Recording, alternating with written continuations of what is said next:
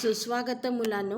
Venice या पाठाचा भाग दुसरा आज आपण बघणार आहोत, म्हणजेच पुढचा पाठ बघणार आहोत. त्यापूर्वी आजचा सुविचार: आनंद वाटणाऱ्या ओंजळी कधीच रिकाम्या होत नाहीत, कारण त्यांना पुन्हा भरण्याचं दान देवाकडून लाभलेलं असतं. म्हणून मुलांनो, सदैव आनंद वाटत राहा. जरी तुम्हाला थोडाफार त्रास असला, पण ज्यांना तुमची गरज आहे, ज्यांना तुम्हाला हसवण्याची गरज आहे, आनंद देण्याची गरज आहे, त्यांना सदैव आनंद वाटत राहा, कारण तो तुमच्याकडे पुन्हा येणारच आहे. आणि तुम्ही आनंदी असाल तर तुम्हाला जग पण आनंदी दिसेल. व्हेनिस या पाठाचा पुढचा भाग आता आपण बघूया. आतापर्यंत या पाठामध्ये आपण काय पाहिलं? कारण हे पाण्यावर तरंगणारं शहर आहे, त्याच्यामुळे तिथलं वातावरण, हवामान, निसर्ग सौंदर्य आणि जीवनमान या सर्वांचे वर्णन लेखकाने या पाठामध्ये केलेले आहे. आता लेखक जेव्हा व्हेनिसला गेले तेव्हा ते म्हणतात आहे की ते जेव्हा गाडीतनं उतरले ते शेवटचं स्टेशन होतं, त्याच्यामुळे त्यांना जसं आपल्याकडे स्टेशनवर गर्दी दिसते किंवा हमाल दिसतात आणि थोडीफार धावपळ दिसते, तशी त्यांना पण दिसलेली आहे. आणि तिथली भाषा वेगळी, तिथले चलनाचे नाणे पण वेगळे, लिरा तिथलं चलन आहे आणि त्याप्रमाणे लेखकांनी ते वर्णन आपल्याला करून दाखवलेलं आहे. आणि वातावरणाचं त्यांनी इथे वर्णन केलेलं आहे की वातावरण अतिशय प्रसन्न, हवेत गारवा, वाऱ्यात उत्साह आणि जसे काही पाण्यामध्ये तारुण्य होते असं त्यांना वाटलं. आणि असं आता त्यांना हा पण एक इटालियन लेखक त्यांना म्हणाले होते, ते त्यांना अगदी खरं वाटलं आहे की व्हेनिस हे जगातलं एकच असं शहर आहे की त्याचं वर्णन करता येत नाही. तिथे प्रत्यक्ष गेलं पाहिजे, तिथली हवा घेतली पाहिजे असं त्यांनी आपल्याला सांगितलेलं होतं. याच्या पुढचा पाठ आता आपण बघूया. पाठ बघण्यापूर्वी काही चित्र मी तुम्हाला दाखवते आहे या शहराचे, त्याच्यावरून तुम्हाला कल्पना येईल की पहा, दोन इमारती जोडणारे मध्ये पूल आहेत आणि आता या पुलाच्या बाबतीत आपल्याला लेखक समोर सांगणारच आहे. आणि सतत जी वाहतूक आहे, आपण मागे आत्ता पाहिलं होतं पहिल्या भागात की रस्तेच नाही, त्याच्यामुळे आपल्यासारख्या वाहतूक नाही आहे, पण रस्ते म्हणजे तिथे आहे पाणी, आणि पाणी असल्यामुळे कालवे आहेत हे छोटे छोटे, आणि त्यांना त्याच्यातून जाण्या येण्यासाठी या बोटींचा वापर इथे केला जातो. पहा, रात्रीच्या वेळी किंवा संध्याकाळी कसं दृश्य दिसतं आहे, कारण लाईट लागतात तिथे आणि मध्ये पाणी आणि सगळ्या नावा उभ्या. कारण तुम्हाला जायचं असेल तर याच्या मार्फतच तुम्हाला फिरायचं आहे किंवा इकडून तिकडे जाण्यासाठी तोच एक मार्ग आहे. आता पहा, इथे पुन्हा पूल तुम्हाला दिसतो आहे आणि मध्ये तुम्हाला मोठी नाव दिसत आहे, त्याला लॉन्चिस लेखकांनी म्हटलेलं होतं. निळशार पाणी, त्याच्यामुळे पाण्यामुळे तसंही आपल्याला छान वाटतं आणि तो अनुभव, तिथलं वातावरण याचं वर्णन लेखकाने आपल्याला करून दाखवलेलंच आहे. बघा कसे चालतात आहेत लोक, सतत त्यांना सवय झाली आहे तिथे, पण आपल्यासाठी सगळं हे नवीन आहे. पाणी, पाण्याभोवती उभारलेल्या, पाण्याच्या काठावर उभारलेल्या इमारती आणि तिथलं वर्णन किंवा निसर्गदृश्य कसं दिसतं याचा अनुभव तुम्हाला या चित्रातनं आला असेल. आता आपण प्रत्यक्ष पाठाकडे जाऊया. कारण हे पाण्यातलं असं जगातलं एकमेव शहर आहे ज्या शहरात एकही मोटर नाही, वाहतूक नियंत्रण करणारा पोलीस नाही, ट्रॅफिक लाईट्स नाही आणि रस्त्यावर धक्काबुक्की नाही, असं हे जगातलं एकमेव शहर.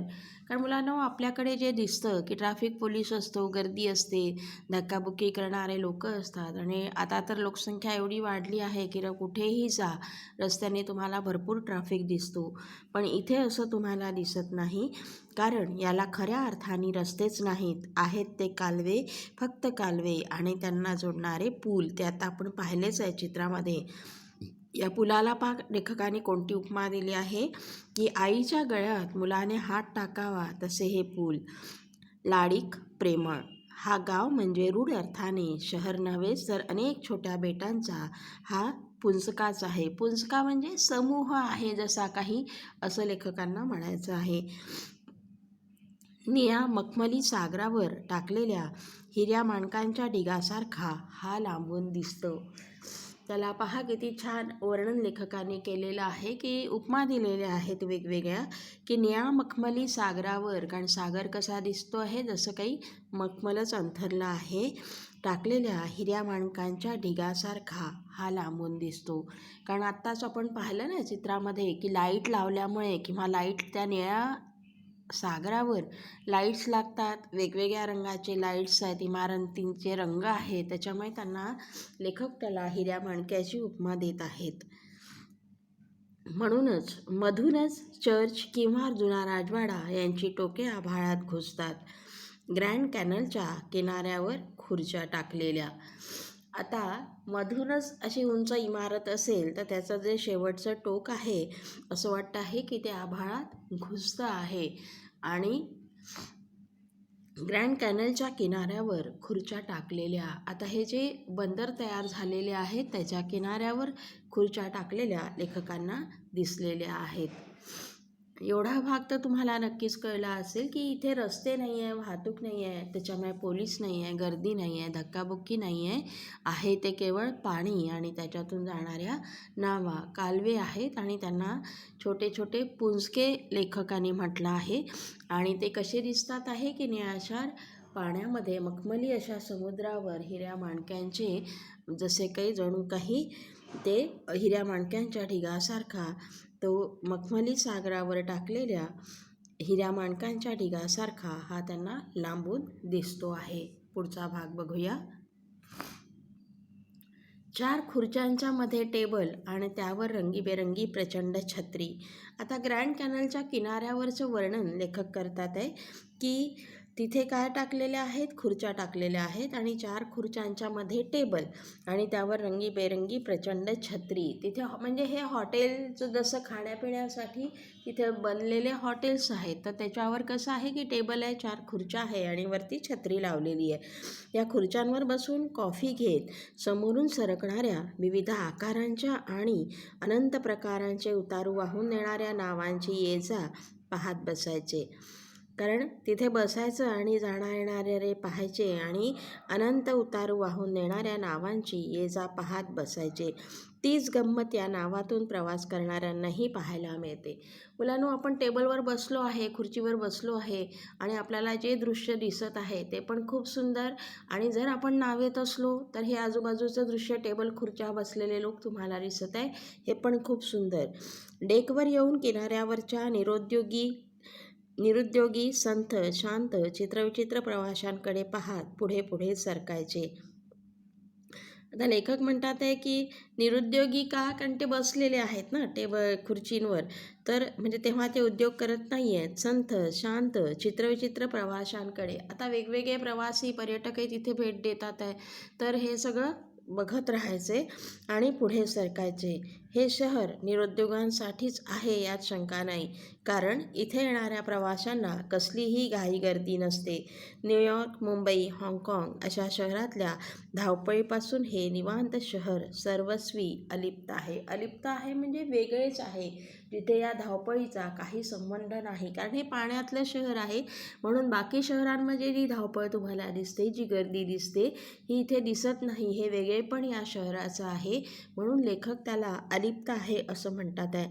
आणि कोणापासून अलिप्त आहे, तर न्यूयॉर्क, मुंबई, हाँगकाँग अशा शहरांच्या धावपळीपासून हे शहर पूर्णपणे अलिप्त आहे. आणि निरुद्योगी का म्हटलं आहे, कारण इथे बसलेल्या लोकांना काहीच घाई नाही आहे, कारण ते शांतपणे हा सगळा आस्वाद घेण्यासाठी तिथे आलेले आहे आणि निवांत बसले आहेत असं लेखकांना म्हणायचं आहे. पुढचा पार्ट बघू आपण. व्हेनिसचे रस्ते म्हणजे पाणरस्ते असतात याची कल्पना नसलेला एक मुनीम म्हणजे व्यवस्थापक, मॅनेजर, एकदा लंडनहून व्हेनिसला विमानाने आला. रस्त्यावर सगळीकडे पाणीच पाणी झालेले पाहून त्याने आपल्या मालकाला तार केली टेलिग्राम केला की व्हेनिसमध्ये पूर आला आहे, सगळे रस्ते पाण्याने तुडुंब आहेत, परत येऊ की पूर ओसरेपर्यंत वाट पाहू ते कळवा. आता या व्यवस्थापकाला तुम्हाला काय दिसतं येते की माहितीच नाही की हे शहर पाण्यातलंच आहे, म्हणून त्यांनी आपल्या यांना कळवलं आहे की लंडनहून तो आला होता विमानाने आणि पाणीच पाणी पाहून त्याने आपल्या मालकाला कळवले की इथे सगळीकडे पूर आलेला आहे, तर थांबू की ओसरेपर्यंत, म्हणजे थांबून परत येऊ की पूर ओसरण्याची वाट पाहू, कमी होण्याची वाट पाहू, असं तो आपल्या मालकाला विचारतो आहे. बघा म्हणजे किती तिथे पाणी आहे आणि या माणसाला काय वाटलेलं की इथे पूरच आलेला आहे जणू. म्हणून शेवटच्या पॅरेग्राफकडे जाऊया की व्हेनिस म्हणजे अफाट जलदर्शन. व्हेनिस म्हणजे केवळ कालव्यांचीच नव्हे तर कालव्यातही तरंगणारे शहर. एक प्रचंड उत्साह आणि उत्सव. 2 दिवसांच्या निवांत मुक्कामानंतर हे गोड, कलासक्त आणि निळ्या पाण्यावर तरंगणारे शहर सोडताना मनाला खूपच हुरहुर वाटली. तर महत्त्वाच्या ओळी येत्या की हे फक्त कालव्यांचं शहर नाही तर कालव्यातही तरंगणारं शहर आहे. आणि लेखकांनी आपल्याला सांगितलं आहे की एक प्रचंड उत्साह आणि उत्सवच जणू तिथे साजरा होतो आहे, असं नेहमीसाठी तिथलं वातावरण आहे.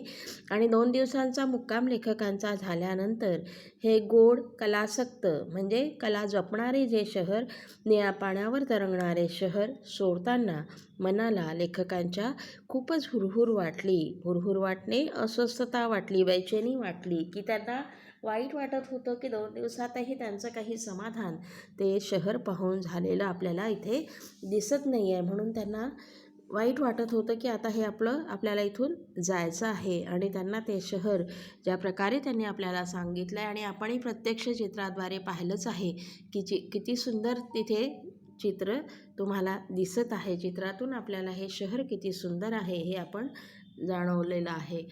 तर पुढचा जो भाग आहे तो स्वाध्याय आहे, हा आपण वहीमध्ये सोडवणार आहोत. तो त्याचे प्रश्न उत्तरं मी तुम्हाला देणारच आहे पुढच्या तासिकेला. तेव्हा वह्यांमध्ये तुम्हाला ही प्रश्न उत्तरं लिहून घ्यायची आहेत आणि पुढच्या तासिकेला आपण ही प्रश्न उत्तरं बघू. धन्यवाद.